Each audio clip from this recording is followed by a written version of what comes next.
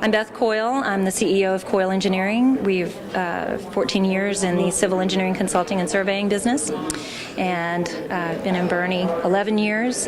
I'm in my 6th year on the Chamber of Commerce Board of Directors and was its chair in 2005. What do you think is the most pressing issue facing Boerne today?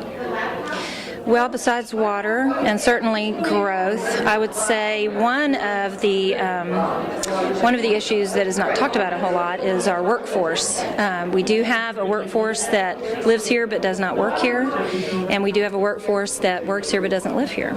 And with high gas prices, we do need to find a way, and I'm glad the city is working with ACOG, partnering to be able to get those people in and out of Boerne, so that we can have that workforce here. And I know, working with the Chamber and the Economic Development Corporation and now partnering with ACOG and Workforce Development Board, we are able to target some businesses for our population who is here. You know, the high-tech, the biomedical, you know, we are trying to bring in people or businesses so that the people who live here can also work here. What are your opinions regarding the City Council's recent move to adopt strict ethics guidelines for council and city commission members?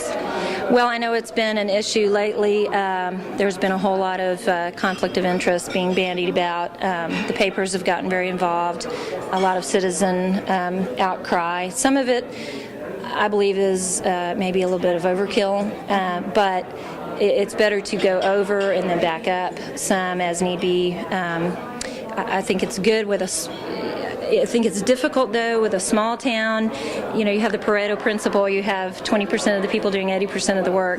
And when you have involved people who are on boards and on planning and zoning commissions and on city council, you can end up harming yourself, you know, more than helping. And so I think that, you know, as this is in place, I think it will calm a lot of sensibilities that have been a little bit overheightened lately, and then they can work it as it all plays out. With more and more people moving into Boerne, what do you think are ways that we could preserve Boerne's unique charm and the quality of life that's currently here?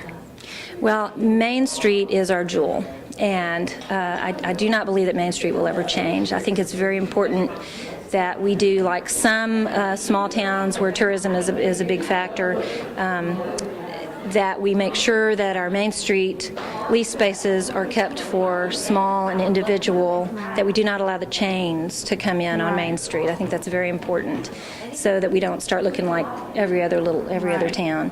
Keeps us unique. I wish that we could do more in terms of architectural controls. I know that businesses who would come in here, a lot of the franchises who might be on the outside, like the Walgreens and the Burger Kings of the world, they do have already in place ways to cater to the architectural feel of a town, and they will do it if they're asked. It is more expensive for them, but they already have it calculated as to how many months they need to make up for that extra expense. But it's a way of asking those businesses to be a good corporate citizen.